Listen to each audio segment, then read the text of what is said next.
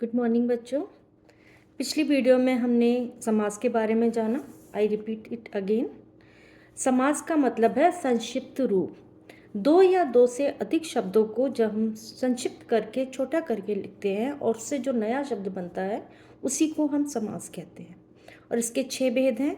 पिछले वीडियो में हमने पहला भेद जाना था, अव्ययी भाव समास। इस बार हम जानेंगे दूसरा भेद, तत्पुरुष समास। तत्पुरुष समास जिस समास में दूसरा पद प्रधान होता है और तत्पुरुष समास उसे कहते हैं। इस समास में जो कारक विभक्ति हैं उनका लोप हो जाता है। हमने कारक शब्द पढ़े थे, आप मेरी एक वीडियो है उसमें देख सकते हैं कारक शब्द क्या होते हैं। कारक की जो विभक्तियां हैं 8 तरीके की कारक थे, उनकी विभक्ति थे से, ने, को, पर, के, द्वारा, के लिए। ये जितने भी हैं विभक्ति चिन्ह, इन सब का तत्पुरुष समास में लोप हो जाता है। ठीक है, तो विभक्ति के अनुसार ही इनके और भी भेद हैं। बीच में आप कह सकते हैं पहला 8 क्योंकि हमारे कारक हैं तो हम उन भेदों में इनको बांट सकते हैं, देख सकते हैं। पहला है कर्म तत्पुरुष समास। धन प्राप्त, एक उदाहरण मैं आपके सामने ले रही हूँ। धन प्राप्त तो समस्त, इसका जो समस्त पद है और यदि इसका विग्रह करें, धन प्राप्त हो तो समस्त पद है ना। धन को प्राप्त इसका विग्रह, तो इसका धन को प्राप्त इसका विग्रह है और को इसमें आया है तो वो कर्म, क्योंकि कर्म का विभक्ति चिन्ह, कर्म कारक का विभक्ति चिन्ह को है ना। तो इसमें को आया है, इसलिए ये कर्म तत्पुरुष समास का ही उदाहरण आपको बता रही हूँ। ठीक है, तो इसका हम विग्रह करके जानेंगे कि इसमें को विभक्ति चिन्ह आ रहा है जिसका लोप हुआ है, और वो लोप करके हमारा जो समस्त पद बना वो था धन प्राप्त। ठीक है, एक और उदाहरण हम ले लेते हैं। शरणागत, शरण को आया हुआ, इसमें भी विभक्ति चिन्ह आप देख रहे हैं को, जिसका लोप होके बना शरणागत। यश प्राप्त, यश को प्राप्त। ठीक है, तो इसका विभक्ति चिन्ह बना जो है वो है को, और को हमने देखा कि को जो है वो कर्म का है, तो इसलिए ये कर्म तत्पुरुष समास हम इसे कहेंगे। ठीक है, समझ आया ना आपको। को विभक्ति चिन्ह का लोप होता है कर्म समास में, कर्म तत्पुरुष समास में। दूसरा हम देखेंगे, दूसरा हमारा जो कारक था वो था करण कारक। तो हमारा दूसरा जो भेद है तत्पुरुष समास का वो है करण तत्पुरुष समास। जिस समास में करण कारक की विभक्ति चिन्ह का लोप होता है, तो इसका विभक्ति चिन्ह है से या फिर द्वारा, है ना। तो उसका लोप होगा तो आप समझ जाइएगा कि इसमें करण तत्पुरुष कारक है। जैसे उदाहरण में आपको बताती हूँ, तुलसी कृत, तुलसी द्वारा रचित। ठीक है, मुंह मांगा, मुंह से मांगा हुआ, तो से और द्वारा इसमें क्या है, करण कारक है। करण कारक के उदाहरण है ना ये से और द्वारा, तो ये इसके उदाहरण है। ग है तीसरा हमारा संप्रदान कारक। संप्रदान का जो कारक चिन्ह है के लिए या फिर को, देने का भाव आपको बताया था। सिर्फ देने का ही नहीं, डरने का, तुलना करने का भाव, बहुत सारे भाव आपको बताए थे। करण कारक का आप वीडियो देख सकते हैं इसके लिए। तो तत्पुरुष करण संप्रदान तत्पुरुष समास में के लिए का लोप हो जाएगा समास विग्रह में। जैसे उदाहरण है पूजा घर, पूजा के लिए घर, या रसोई घर, रसोई के लिए घर। राष्ट्र प्रेम, राष्ट्र के लिए प्रेम। तो के लिए जो इसमें विभक्ति चिन्ह है उसका लोप होके राष्ट्र प्रेम, पूजा घर, रसोई घर बन गया। तो ये संप्रदान कारक का उदाहरण। फिर है अपादान का तत्पुरुष कारक। इसमें क्या होगा, इसका से है, आपने देखा हो विभक्ति चिन्ह, तो से जो है इसमें से का लोप होगा विभक्ति चिन्ह का अपादान संप्रदान कारक में, अपादान तत्पुरुष समास में। और इसका उदाहरण है ऋण मुक्त, ऋण से मुक्त, अलग होने का भाव। धनहीन, धन से हीन, उदाहरण आपको मैंने दिया। इसमें से विभक्ति चिन्ह है उसका लोप होता है। ठीक है, अपादान कारक में। तो हमने ये देखे अभी इसके उदाहरण तत्पुरुष समास के।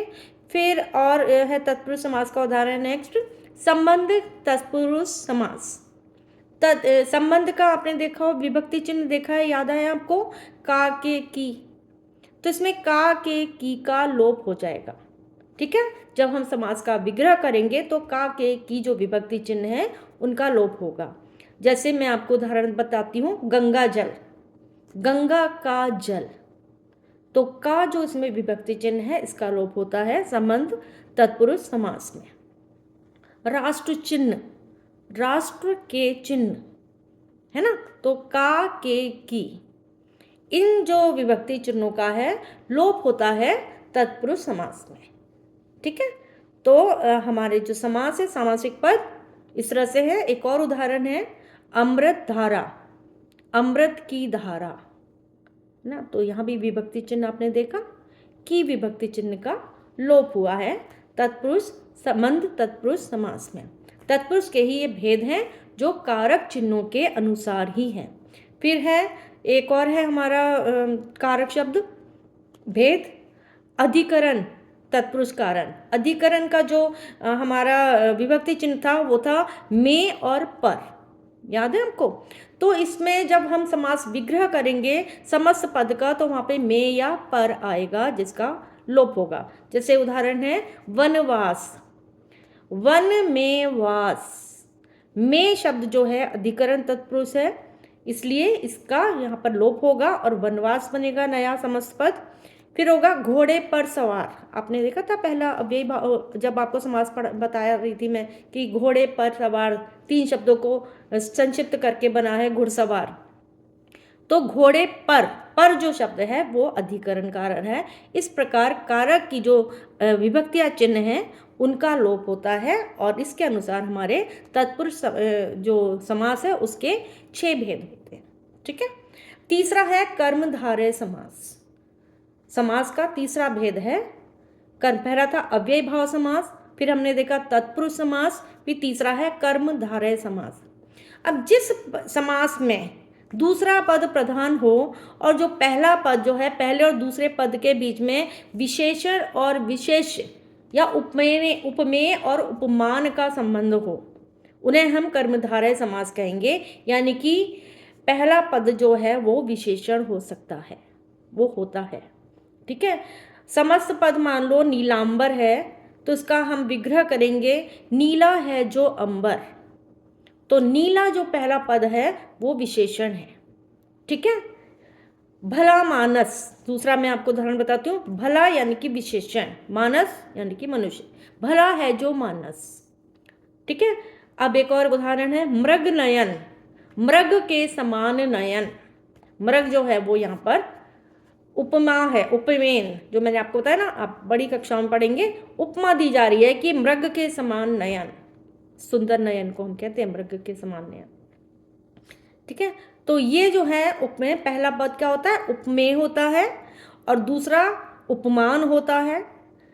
ठीक है। जैसे चरण कमल, चरण के जो चरण है वो कमल के समान, कमल जैसे चरण, उसका हम विग्रह करेंगे। चंद्रमुख, मुख रूपी चंद्र। ठीक है। उपमेय उपमान या विशेषण और विशेषण, तो इस तरह से कर्मधारय समास है। चलिए अब चौथा समास हम पढ़ेंगे आज, वो है द्विगु समास। द्विगु समास बहुत अलग है, बहुत आसान है। इसमें आप देखिए 2 पद तो हमारे हैं ही समास में, पहला पद जो है वो कोई संख्यावाची शब्द होता है, ये सबसे बड़ी पहचान है द्विगु समास की। ठीक है। तो पहला जो होता है एक तो विशेषण होता है, दूसरा संख्यावाची होता है। जैसे पंचवटी, 5 वटों का समूह, सप्ताह 7 दिनों का समूह, नवरात्र 9 रातों का समूह, तो कोई ना कोई संख्या होगा। ठीक है। पांचवा है द्वंद्व समास, ये भी हटके है थोड़ा, बिल्कुल आसान है। इसमें दोनों पद प्रधान होते हैं। ठीक है। इक्वल होते हैं, समान होते हैं, एक जैसे होते हैं और बीच में लगा होता है योजक चिन्ह, ऐसा एक डॉट एक डैश। ठीक है।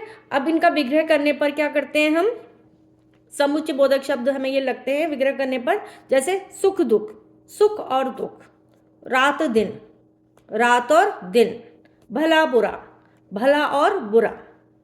ठीक है। दोनों पद समान है, समान रूप से इंपॉर्टेंट है, महत्वपूर्ण है, कोई पद ऐसा नहीं है कि विशेषण है विशेष है इस तरह से। ठीक है। अव्यय है ऐसा नहीं है, इसमें दोनों पद इक्वली इंपॉर्टेंट, मैंने हमेशा कक्षा में भी बताया, लाभ हानि, लाभ या हानि। ठीक है। छठा और आखिरी समास है हमारा बहुब्रीही समास। जिस समास में दोनों पदों में से कोई भी पद प्रधान ना होकर किसी अन्य तीसरे पद की ओर संकेत करता है, नया पद बनता है, उस पर संकेत होता है, वो विशेष होता है, तो ऐसा जो समास है वो बहुव्रीहि समास कहलाता है। इसका एक नया उदाहरण आपको मैं देती हूँ। विषधर, विष को धारण करने वाले अर्थात सांप। सांप, विषधर, यहाँ पर शिव नहीं, विष को धारण किसने किया? सांप ने, तो सांप का एक नाम विषधर भी है। पंकज, पंक यानी कि कीचड़ में उत्पन्न होने वाला, कीचड़ में उत्पन्न होने वाला कमल, ठीक है, तो अर्थात कमल। तो एक नया यहाँ पर पद होगा जिसका जो विशेष अलग अर्थ बताएगा समास विग्रह करने पर। तो इस तरह से आपको समास, होपफुली कि आपको अच्छे से समझ आया होगा तो कमेंट में प्लीज़ ज़रूर बताइए, और धैर्य रखकर आप इंतज़ार करिए अपने आंसर का। आपके लिए ही हूँ मैं यहाँ पर। Thank you.